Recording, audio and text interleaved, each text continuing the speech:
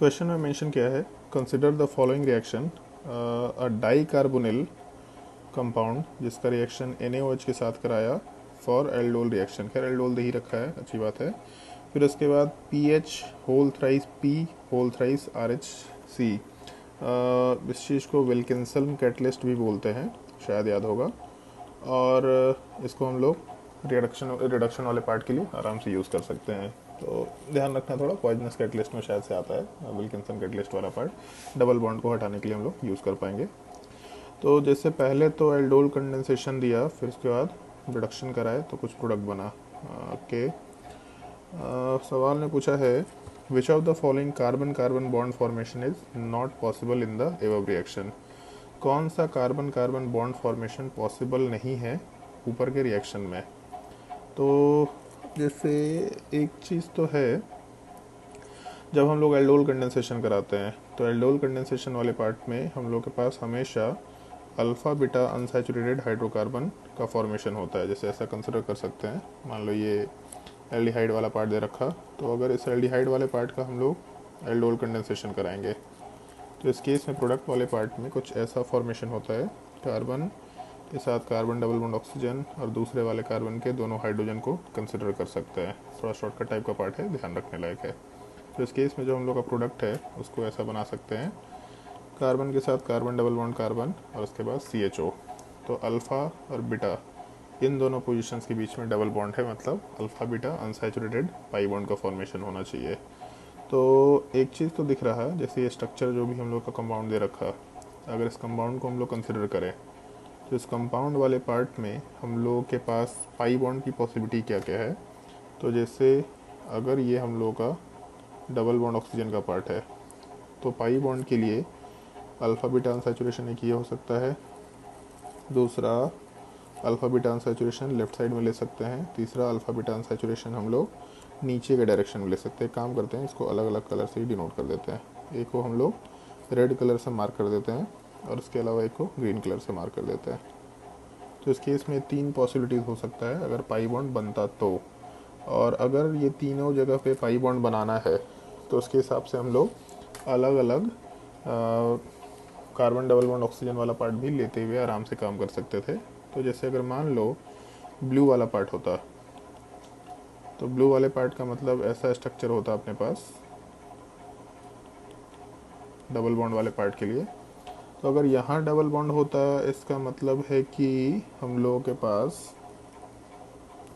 जो bond formation है उस बॉन्ड फॉर्मेशन वाले पार्ट में यहाँ पे पॉसिबिलिटी नहीं होकर पॉसिबिलिटी निकल के आ सकता है क्या, 2 हाइड्रोजन हाँ निकल के आ सकता है। उसको हम लोग ऐसा कंसिडर कर सकते हैं कि डबल बॉन्ड को ब्रेक किया और जो कार्बन डबल बॉन्ड ऑक्सीजन से अटैच्ड कार्बन है उस पर 2 हाइड्रोजन डाल दो। तो यहाँ वाले पार्ट पे 2 हाइड्रोजन डाल दिया और दूसरे वाले साइड में डबल बॉन्ड ऑक्सीजन प्लेस करके काम कर सकते हैं। तो इस केस में अपना ये टाइप का स्ट्रक्चर कुछ आना चाहिए, हम लोग का स्ट्रक्चर कुछ ऐसा होगा। और इसके अलावा यहाँ वाले पार्ट में CHO कंसिडर कर सकते हैं, तब यहाँ से ये ऊपर वाला प्रोडक्ट आराम से बन सकता है। तो इसका मतलब ये बॉन्ड बन सकता है, कोई दिक्कत नहीं है, इस बॉन्ड के लिए तो कोई परेशानी नहीं होगा। खैर ऊपर जैसे अगर अच्छा ठीक है, इतना बनाने की ज़रूरत भी नहीं है शायद से हम लोग को, ठीक है उसके बिना ही काम हो जाएगा। जैसे इसमें हम लोग के पास जो पाई बॉन्ड बनाने की पॉसिबिलिटी है वो केवल 3 है।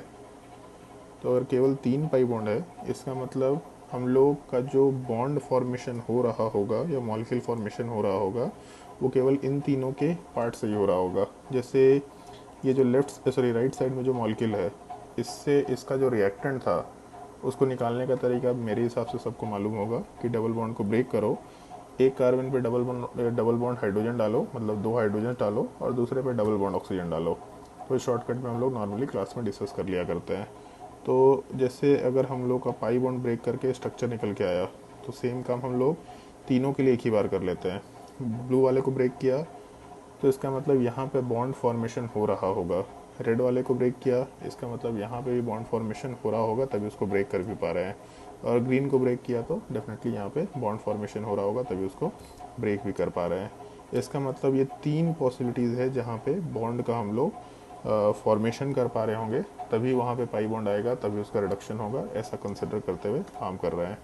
तो इस केस में इस गिवन स्ट्रक्चर में जो पाई बॉन्ड एग्जिस्ट करेगा वो पाई बॉन्ड वाला पार्ट अल्फ़ा बीटा अनसैचुरेशन के हिसाब से केवल 3 पोजीशंस पे हो सकता है, और उन पोजीशंस पे पाई बॉन्ड तभी बनेगा जब वहाँ पे एक बॉन्ड का फॉर्मेशन हो रहा होगा। इसका मतलब 2 नंबर वाले पार्ट में एक बॉन्ड का फॉर्मेशन हो रहा है। सवाल में पूछा है नॉट पॉसिबल, तो 2 वाले में बॉन्ड का फॉर्मेशन हो रहा है, मतलब ये अपना आंसर नहीं होना चाहिए। 1 में किसी बॉन्ड का फॉर्मेशन नहीं हो रहा होगा, तो अगर 1 में बॉन्ड का फॉर्मेशन नहीं हो रहा मतलब 1 अपना आंसर हो सकता है। 3 वाला पार्ट लेफ्ट वाले साइड में दिया है कि राइट वाले साइड में दिया है ये तो डिसाइड नहीं कर सकते। 4th वाला पार्ट नीचे दे रखा, 4th में बॉन्ड फॉर्मेशन हो रहा था तो उसको तो कंसिडर नहीं कर रहे। तो जैसे 1 ऑप्शन तो है तो यहाँ पे सब में वनली लगा रखा, वनली 1 मतलब 3 वाला पार्ट डेफिनेटली इस राइट साइड वाले बॉन्ड में दे रखा, तो ये अपना आंसर नहीं हो सकेगा। मतलब नॉट पॉसिबल वाले पार्ट में आराम से डी ऑप्शन आंसर कंसिडर करते हुए काम कर सकते हैं हम लोग। ऑप्शन डी अपना आंसर हो जाएगा।